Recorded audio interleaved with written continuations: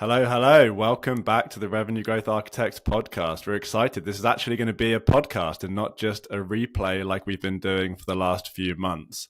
If you haven't checked out our YouTube channel as well, or if you are looking at this on YouTube, you're already there. But if you're listening to this on a podcast player, check out our YouTube channel. We've been really busy over there. Lots of content for you to dig into. But today, we're going to be talking about three really interesting topics. And the first one is all about outbound, how to handle outbound, the different tools for outbound. It's a really hot topic these days. Lots of conversation on LinkedIn. So, Crissy, let's take it away. What are you seeing out there? What's on your radar when it comes to outbound tools? Yeah, so I think to give a little bit of backstory on why I think this is something that's like gaining steam, but I think, over the last few years, companies have had to rely on doing more outbound to hit their pipeline revenue targets. It's rough out there and budgets were cut, and I think people have more discretion around, tools they're buying. And so interestingly enough, companies are also just now looking at tools to help them do better outbound. And I think part of that is how they can do outbound at scale, or how they can be a bit more personalized or signal based when it comes to their outbound efforts. So instead of doing just everything cold and really terrible, which was a majority of the outbound that I think was being done when times were good. And I think everyone's like inbound kind of pipeline helped float that along and go unnoticed. But now I think there's more focus, like with the data and tools that we have, how can we just be more relevant in outbound? So a few of the tools on my radar that I've been doing some research into, and I've looked into a lot, and I've had to actually look outside of even our clients, because a lot of our clients aren't using any of these tools really. But for some that are, I know, Xander, you've even had conversations with folks, but I would say the ones that are kind of gaining the most steam right now are like Clay and Common Room, also Pocus. There's just so many tools out there, but those are the few that I've kind of looked at. The one I think garnering most attention right now is Clay, mainly because it's more of like a automation tool and leveraging, AI to take your data and figure out how you can then automate and personalize, the personalization of like emails or direct mail or anything like that using AI. And I think a big part of that too is around like the data, figuring out who's most relevant to you, who fits your ICP, taking that person from the list, matching them to that persona, then developing messaging based on like their LinkedIn profile or, the website and whatnot. So, that one I think is really interesting. I think it's kind of a wild, wild west though. Still, it's a bit open for everyone to use. Um, there's no like real certification around it, but I know they have a lot of really great like rest kind of like workflows that they share on their site. I will say though, it's a bit more of like a not like a growth hacking kind of tool, but I'd say those who maybe are interested in doing more of that kind of like growth hacking, tinkering, and so forth. I feel like it's a great tool for that type of persona, and that's kind of what I've been seeing recently. So I think the verdict's out is like, how can we get like companies of all sizes to adopt this, or who is the person using this? Is it a go-to-market kind of strategist mixed with like a very technical kind of go-to-market operations person who, because in some ways to get the most out of it, you need to be very good at prompting. In some ways also you need to know kind of more scripting to do like JSON and so forth. And so that's why I think some of these boutique kind of agencies are coming out, because having in someone's hands is one thing. You can maybe do some quick things around data, but then to actually build a full-on campaign and build that into your workflow, I think requires a good amount of expertise. So I think it's going to be that hurdle, to see like how companies can actually support this, staff it, and use it. I think what's interesting here with this evolution of outbound is that the past wave, outbound tools were all about they were just emailing tools, right? It Right. was just how do you just enable sales to just spam people? This next wave is all around collecting signals to be able Mm-hmm. to personalize that outreach. Like all of the tools you mentioned, none of them really like send communication, right? It's gathering signals and then finding the signals, adding kind of data to that signal, or being able to get more data on that person to be able to personalize even further, to then enable more personalization that you could still use outreach or Salesloft or whatever to be able to still send the email. What do you think about that, Xander? Do you have any clients that are kind of bringing up signals right now, or anything that you've seen on the ground floor here that relates to this new wave of outbound tools?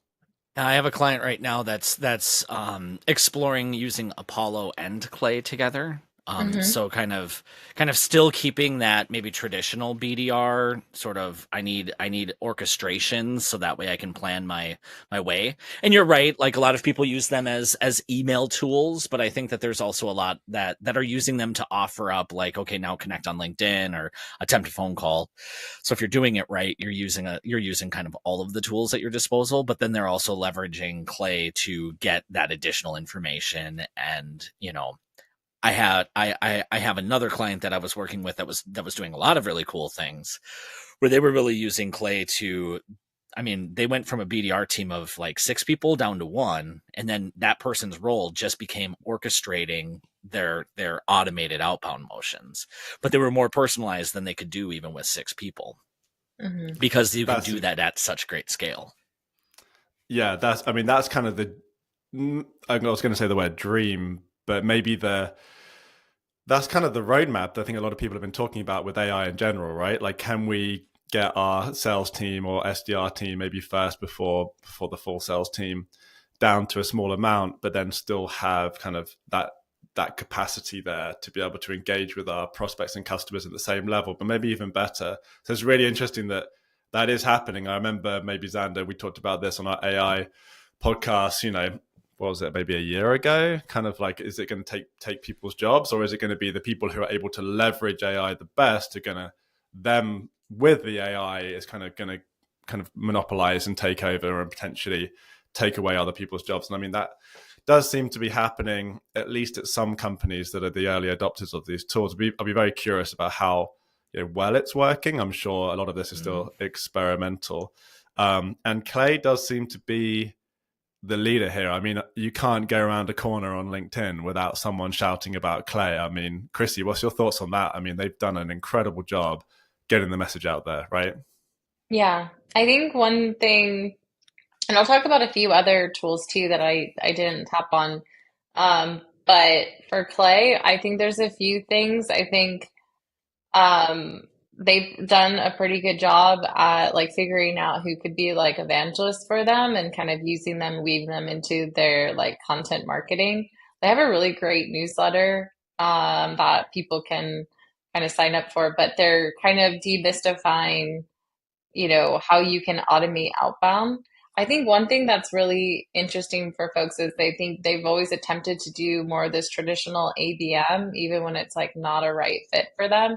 So to your point, for them, it was maybe like going out and find a list of accounts in their ICP, finding those people, running really stale email campaigns and thinking that that's ABM. And a lot of it wasn't personalized and then not seeing anything come out of it. But I think what's really, like maybe going to move the needle a bit more is when you can do more of this signal-based outbound, like you're talking about, but making the most on like the, out of the data that's available to us, and then personalizing your efforts from there and taking like a few different channels to do that really.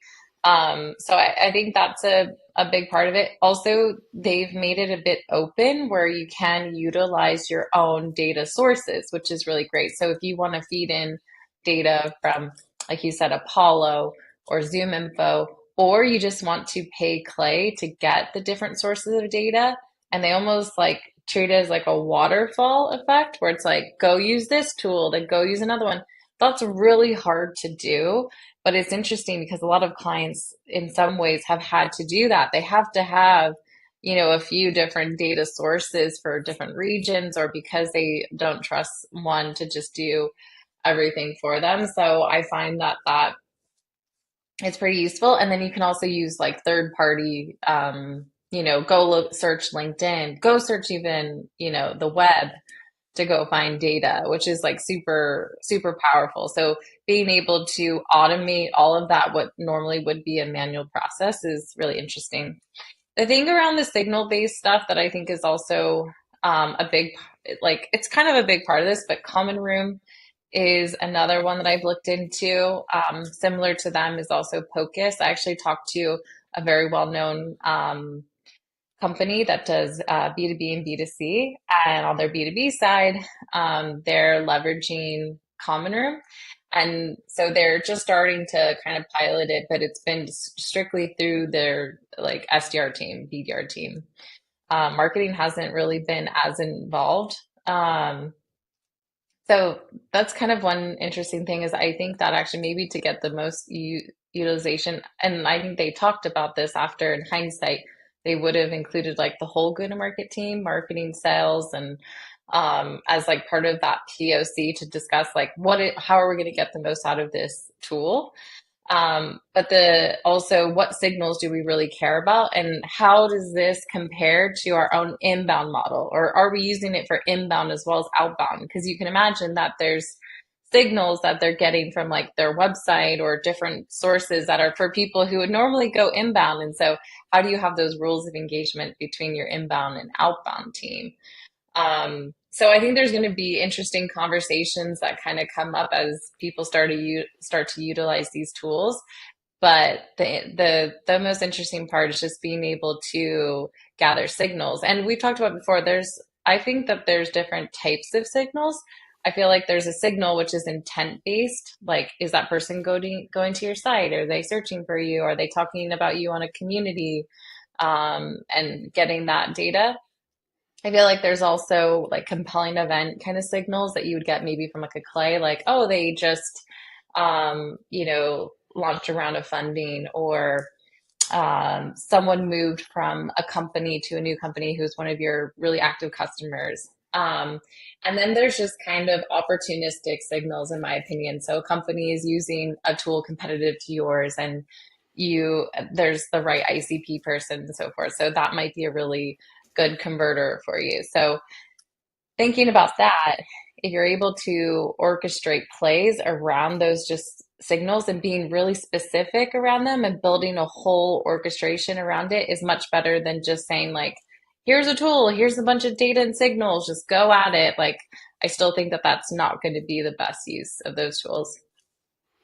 So one of the things people have been talking about for a while is outbound is dead. And this is, I mean, this isn't anything new, kind of this signal approach, but it does feel new.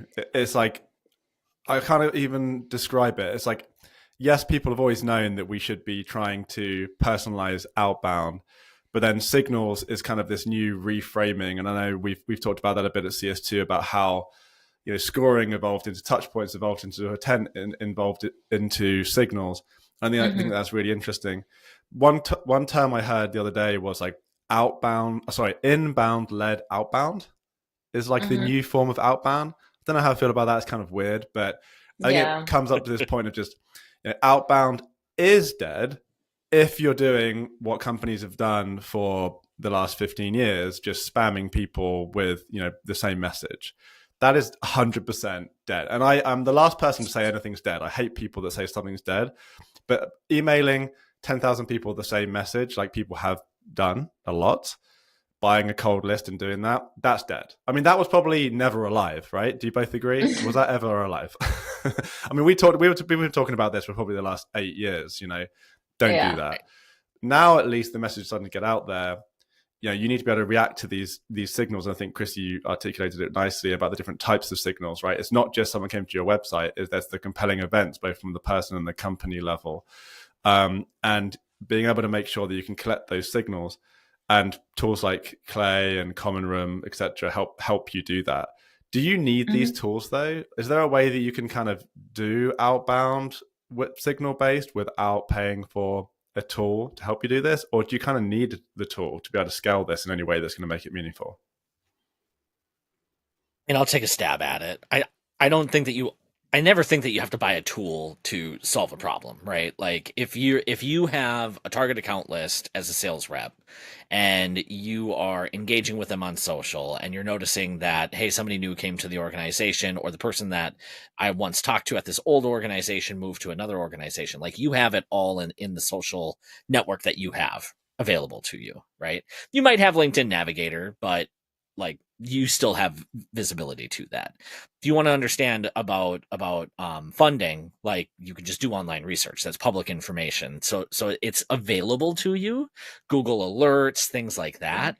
But if you want to do it at scale and kind of easy mode, I think that's where the tools come into play to try and automate that for you and build a level playing field across your entire sales and marketing team. Yeah. I think that the really good salespeople have probably been doing it for years. Yeah. I think one benefit is like some of these tools are actually letting you kind of like use a level for free. And I think that that's a bit, it's like almost like PLG, but I think that it's like PLG really. And so I think that that's one benefit to Clay is like if you're utilizing your data, you can actually just do a lot with it without even like spending a dime, which I think is also part of like what's fueling their growth. The common room as well, there's like a free trial kind of aspect. I do think that you can run some pretty good outbound plays by leveraging maybe your existing tech stack and just being crafty about it. I think what companies need to kind of first start out with is thinking through like a pilot, like, okay, maybe let's take a stab at thinking through based on our past outbound efforts, what were some interesting signals for us? Do we have existing tools that could give us some of that data, like 6sense, demand based just for like intent? And then, but can we power that even a little bit better? Or is there some type of workflow that we can do where we can just pull certain compelling events, like you said, Google alerts and whatnot, and then we tap the BDR to nominate a few people into that, and they can plug them into a sales loft or outreach cadence, or even, nominate them, add them to a campaign, and then marketing can kind of roll with it. They can run an email that's sent from that person. They can trigger direct mail, whatever you want to do. There's a lot of things you can do with that, with just your marketing automation platform.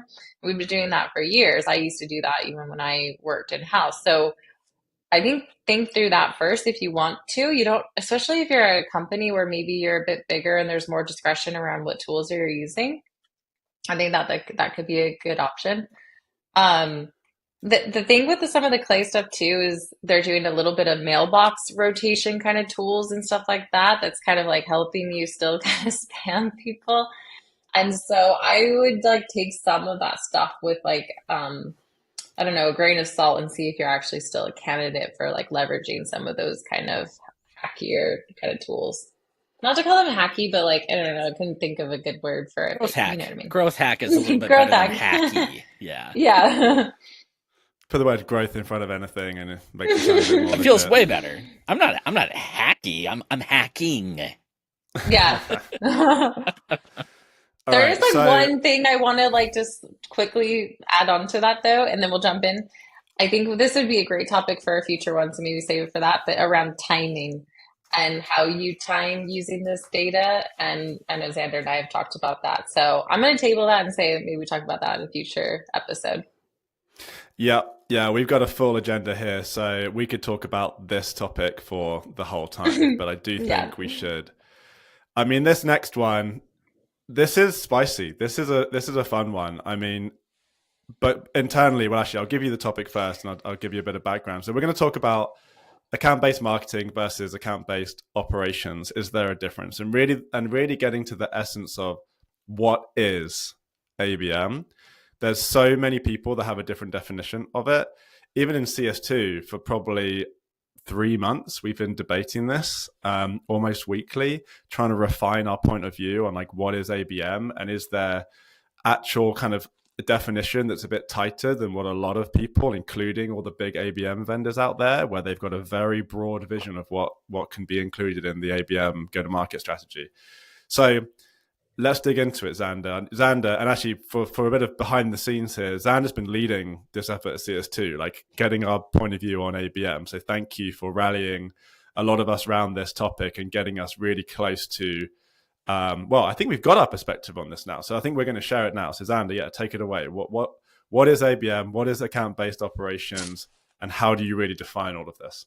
Yeah, absolutely. So that's a great segue, and maybe a little bit of context that's also useful is as we've been kind of exploring account-based marketing, and what we've been really trying to do at CS2 is build out a process that companies can leverage, right? And we've been working with a few clients on that, and during that process, it was like we were always going at it of we're doing account-based something. We were calling it account-based architecture or account-based sales and marketing or what have you. And it actually over time started to solidify that we think that ABM is actually a go-to-market motion. Account-based marketing is something that is in fact different than account-based operations, which I think is what the majority of companies are really interested in doing. But we're talking about this being a different go-to-market motion, and when you think about it, it's like if you're just building better account operations, you're still doing the same type of marketing and sales. Now, if you're moving into what we were calling internally of like a traditional account-based marketing go-to-market strategy, that is what you're thinking about when you're doing a one-to-one, not a one-to-few, not a one-to-many, but like a true one-to-one account-based marketing strategy. And that is not for everybody. Right. So when we started, it was all about getting different account tiers and making sure that those are solidified. But that's coming in with an assumption that you are going to be able to have the right resources, the right people, the right budget, the right alignment with the marketing and sales team to actually do account plays and dedicated marketing toward a one-to-one strategy. If you're not doing that, you don't really need a bunch of tiers in the system. You're just building process for process sake at that point. Because in fact, what it kind of evolves into is let's really identify who our ICP is.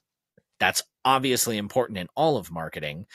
And everybody should be doing it and is probably doing it of having your ICP defined, but not necessarily having it well operationalized. And that's where we still think that there's an opportunity for the majority of our clients is to understand what we were just talking about, account signals and buying signals within those accounts, but having the right infrastructure in place to be able to go to market to accounts.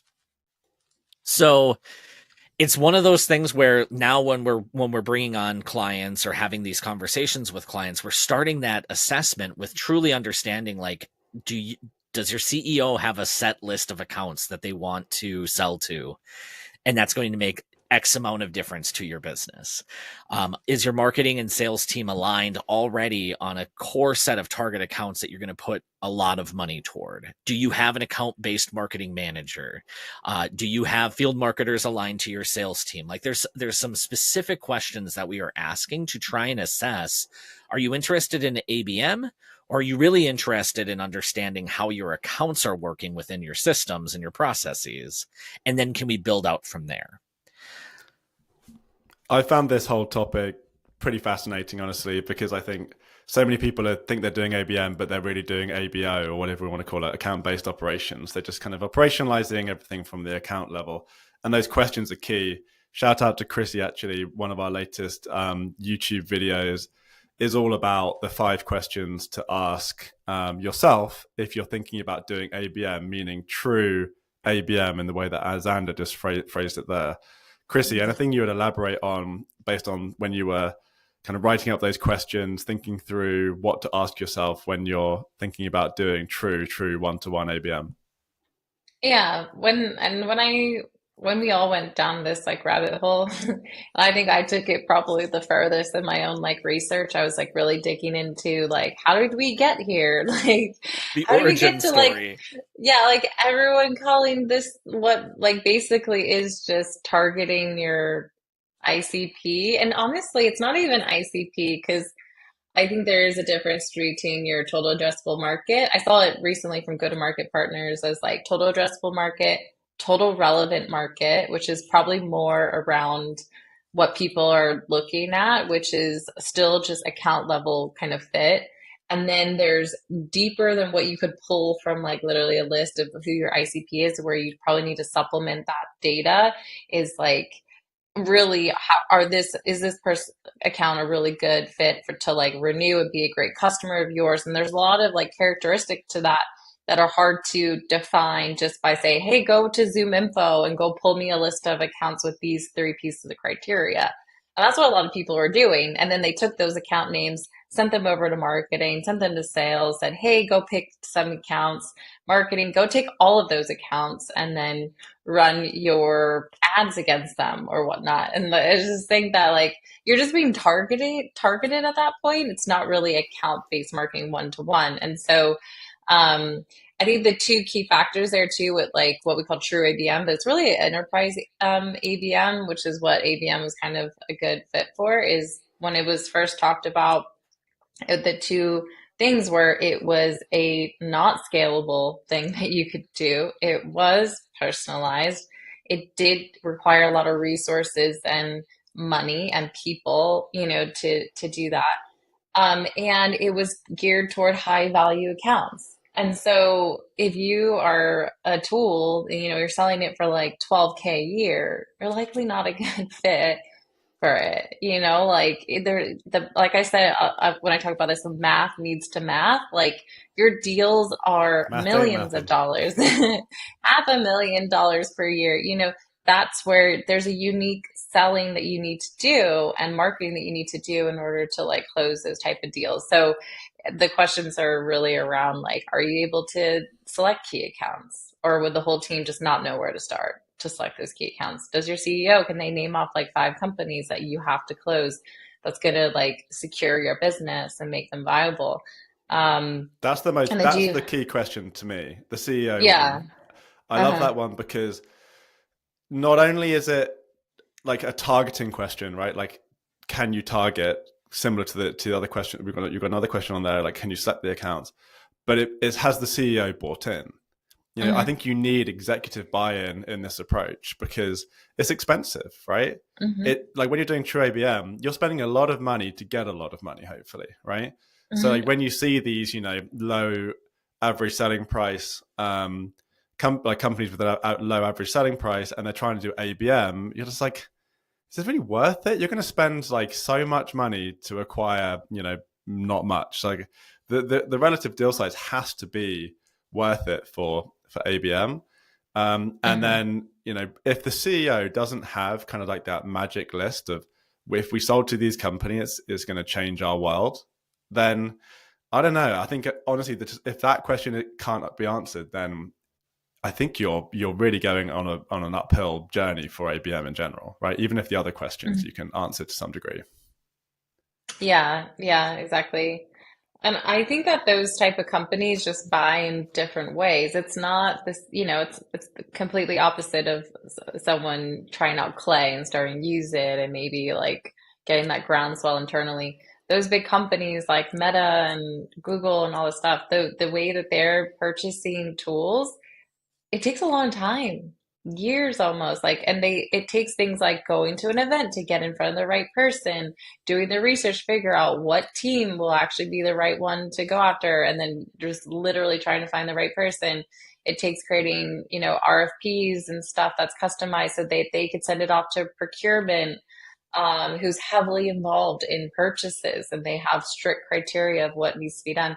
That, it is more kind of, and I don't want to like it needs to be more personalized, but it's just different. It's just a different way of doing it. Otherwise, to me, it's just outbound and really good outbound, personalized outbound. And if you're doing it based on certain signals and that's getting you in front of like your ICP accounts and it's opportunistic and it's going to land at the right time to the right person with the right message, I feel like that's going to drive your business way more than trying to do a half-assed job of ABM, my opinion.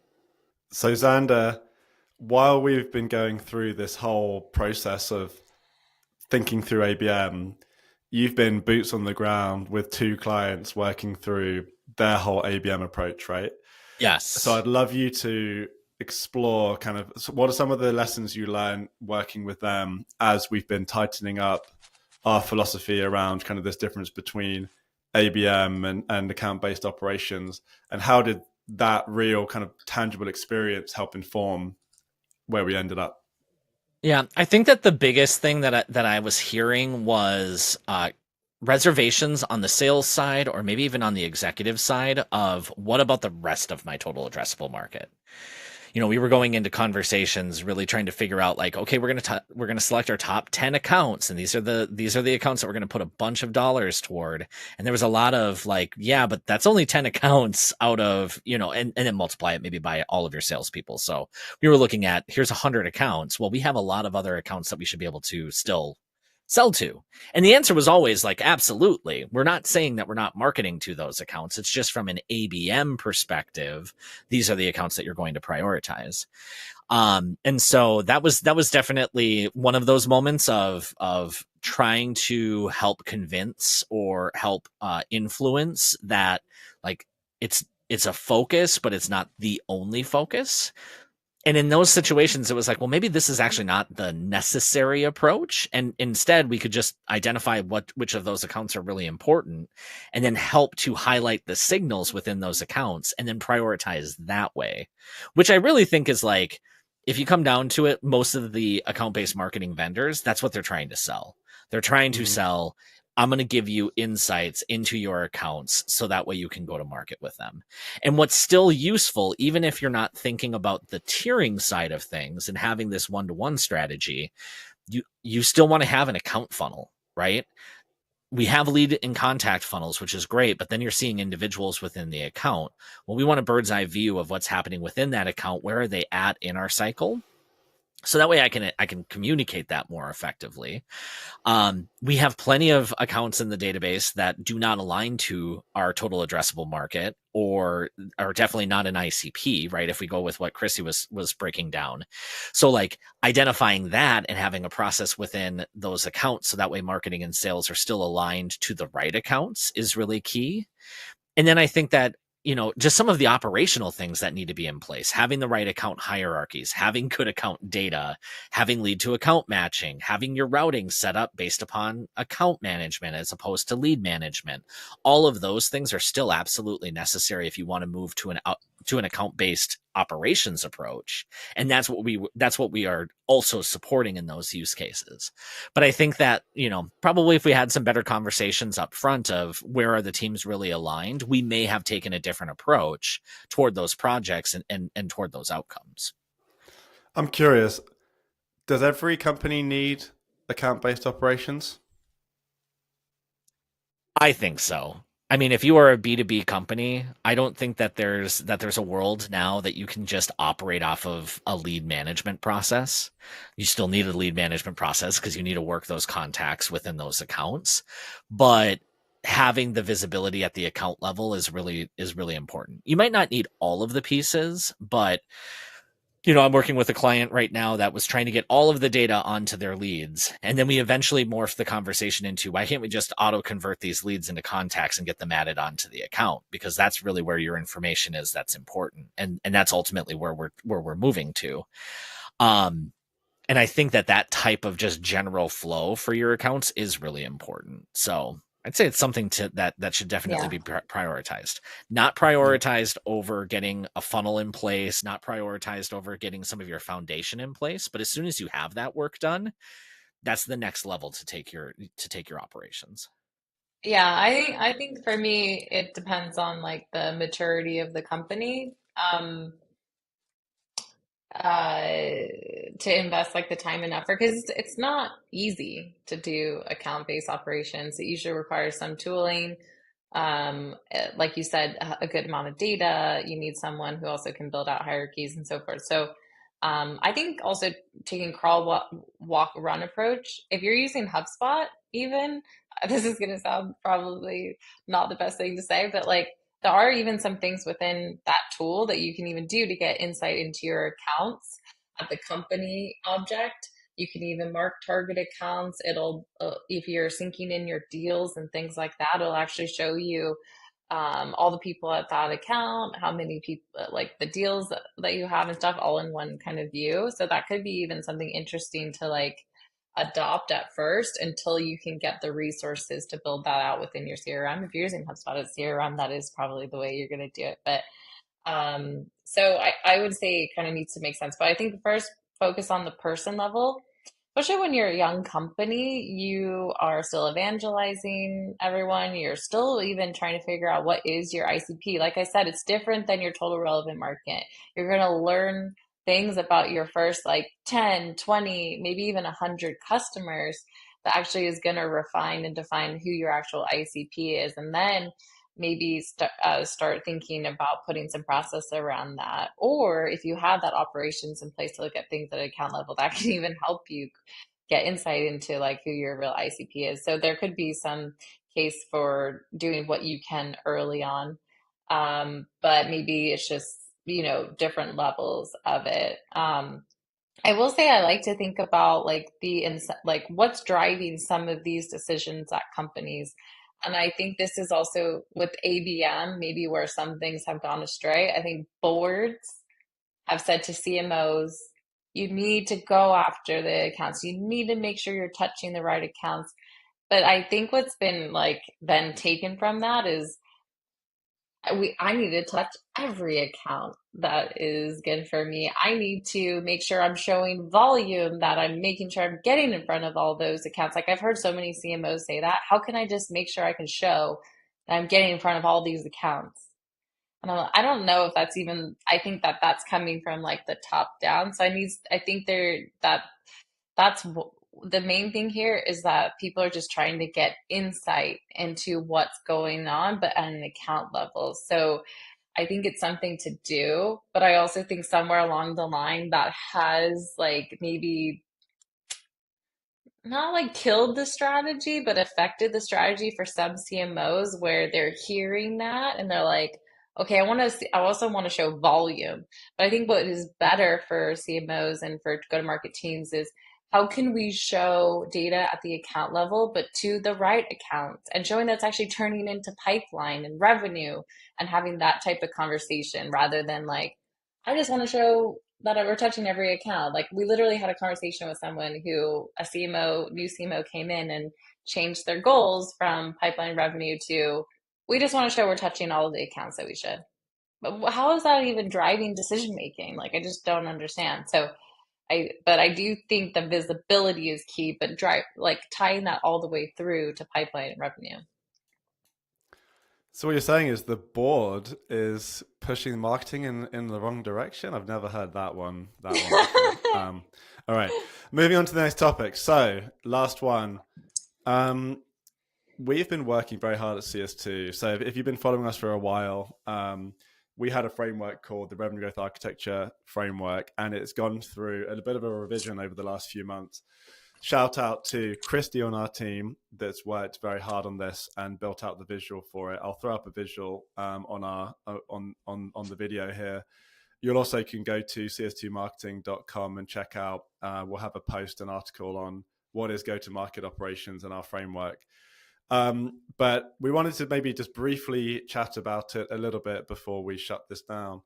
The reason why we evolved from RJ to the go-to-market operations framework is the previous framework didn't have an interconnected concept, and I think one of the things that's really difficult for ops practitioners or anyone in this field is really trying to understand what we're building. You can have a list of things, you can try and kind of talk about things conceptually, but no one really understands it. So when you look at the image, we've really drawn up like this blueprint of what is the go-to-market motions that we're executing against? What are the different things that we need from a go-to-market execution point of view around campaign automation and the different request process and the communication orchestration? What is the full go-to-market foundation? Like, how are we capturing data? How are we processing data through our order of operations process with source standardization, data enrichment, segmentation, opt-in processing? How are we processing all of our signals? How are we then bubbling this up to sales and deciding who's sales ready for sales to follow up on? How are we even then going through the sales routing and lead to account matching process, and then the sales process all the way through? So really, we try to detail out this full process around how you capture data and then turn buyers into customers. And then the next level, we have, if you've followed us for a while, this is called Project Insight from our side, our custom object approach, the way you can unify the data so you can see how are we actually progressing people through our funnel? Where are our best opportunities coming from? And then on top of that, then you have the data and insight layer of, okay, how are we actually running our analytics framework here? So check out the image. It's really interesting. The one thing I really want to call out here is the most helpful part of this is we have people come in all the time. They want to speak to us about our custom objects. The word's got out there now. People want the custom object. We've done a ton of implementations now. We started implementing kind of middle of last year in a small company like ours. We've got 15 clients now implemented and many more in the pipeline. And a lot of companies, they want this custom object. They want to come in and just like deploy the custom object, unify the data. They've heard about it. They get really excited about it. But every single company that we've ever implemented this for, and every company that we probably will ever implement this for, needs the go-to-market foundation first. They've got issues with how you're collecting UTMs. They've got issues on how you're standardizing the signal data. They've got issues in the sales process. Like, it's crazy how many companies out there don't have a well-defined sales process. It's like, well, how do we move from sales ready to working, and when? When do we create opportunities? What does a pipeline stage mean for us? How do we automate this? Is it manual updates? Are we basing this on activities or, meetings or stage 0 opportunities? And it's just chaos. I spoke to a CMO yesterday, and she had a really good conversation. Maybe that she'll end up as a client at some point, but she was talking about how every company that she's worked at hasn't had this foundation. She didn't say it in the exact same words that I was talking about, but she said if it isn't the CMO's priority when they started a new company to fix all of this and then get the right measurement framework in place, they're literally just signing their own death certificate. And I just love that. And I think it is that important. If you don't have the foundation, you can't unify the data, no one can make data-driven decisions, CMO gets fired. I think it is literally as simple as that. And I think our framework is really helping us articulate that, showing like, what is this foundation and how then can you unify the data to then make better decisions?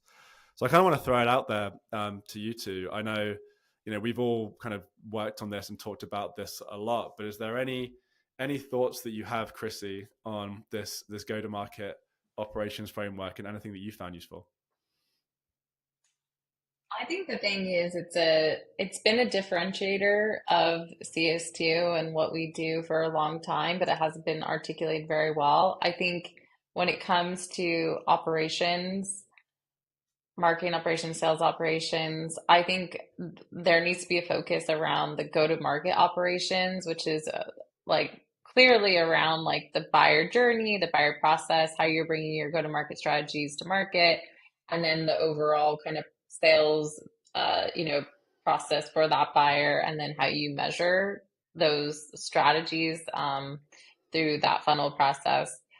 I think operations teams can get pulled in so many directions.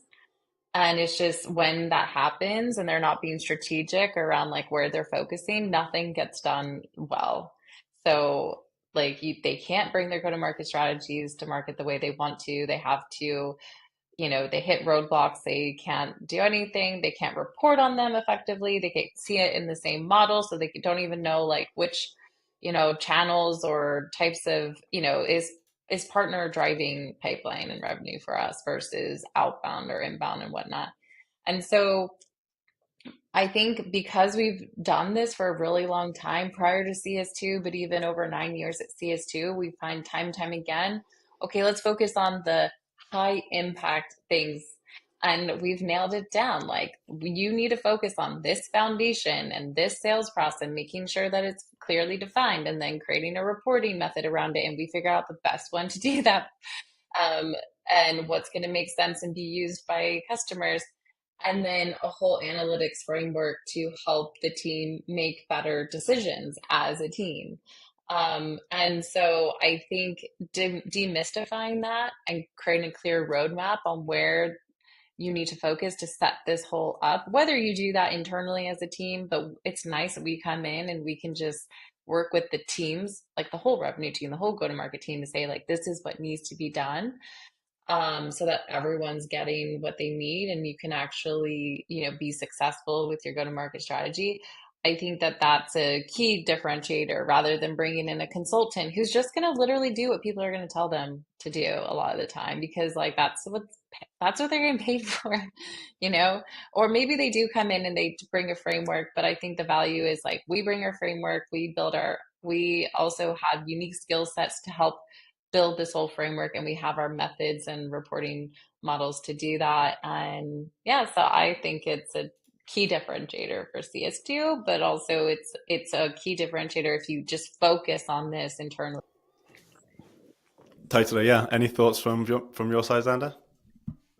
So I'm going to say, if you're still listening to the podcast, we're quite far in. So if you're listening, thank you. You're one of the real ones. I think that the framework, if I had that framework going into my last in-house job, and I had said, this is what I'm going to audit all of our processes, systems, and data around, I would have been so much more effective at my job. So if you're listening to this and you're going, how do I go from being a manager to a director? How do I go from being campaign ops into marketing ops? How do I go from marketing ops into go-to-market ops? This will help you do that. Because Crissy and I were saying this right before the call, like clean data is great, right? So if you're going in and you're auditing and you're looking, you're like, oh, the data's not clean. It's like, that's fine. That's a good insight, but you're not framing it around the process to go to market. And that's what really matters. So hearing the CMO say, if you're not coming in trying to fix this, you're not doing the job, you're writing your death sentence. If you're a go-to-market operations, marketing operations, sales operations person and not thinking about this core fundamental thing, you're not aligned to the right things. So definitely take a look at it. And that's a podcast episode in itself for sure. Totally. So that way we can go through each of those steps, but it's really, really great. And it's helped a lot of my conversations with clients. And I know that the other client leads have felt the same way, where it's like, oh, we are all on the same page and we are all seeing like, fundamentally, there's nothing that's groundbreaking in it. It's just putting it into the right framework to get it done is really key. Yeah, we wanted a blueprint. It's like when you're building a house, right? If the contractor was like, okay, I'm just going to explain what your house is going to look like. I'm not going to actually draw up an architectural drawing. You'd be like, oh man, what am I getting here? Like, is this going to really be what I want? It's the same thing. This is the product. This is the deliverable. One thing I want to say before we close down is, so we've been talking a lot about whether go-to-market ops is the future of revenue ops or marketing ops. And honestly, like we started to really change our opinion on this and make it a bit more nuanced and not really care. Like, I think really what we care about here is go-to-market operations. This framework is what you're delivering. It's the thing that you're building. It's the thing that every operations team should be rallying around to build, and leadership, and not even just operations, right? The whole team. From a team structure point of view, every ops structure can work. You can have rev ops centralized, decentralized across marketing and sales ops. Every company is going to have to figure that out for themselves, and our clients will help our clients figure that out for them. There isn't what a one size fits all. So whenever we've been talking about go-to-market ops is the future of marketing ops, it could be, but for now, I would say every company, you're going to have to figure it out for yourselves, and you're probably going to evolve through different options. But what you should care about is there is a go-to-market operations framework that all of your ops teams should be trying to build together, regardless of how you have separated those teams or centralized those teams. They should be aligning and building out the go-to-market execution process, aligning around your different go-to-market strategies, building out the go-to-market foundation, unifying your go-to-market data, and then building unified go-to-market analytics so everyone can make better decisions. And that's really the key here, not what is the team structure. So on that, we will end it. We recorded the podcast, everyone. So it's been a while. Still got it. Yeah, we've hit in a lot today, but it was fun. Felt good to do. I missed it a lot. Doing more and being back. It's great. Yeah. So we'll be doing this at least every month, and we'll be playing around with a few different formats. So you'll be hearing more of our kind of live thoughts here and not just replays. So thanks everyone for letting us have this time to build out some stuff on YouTube, get back into the podcast swing of things. Looking forward to seeing you all on the next one.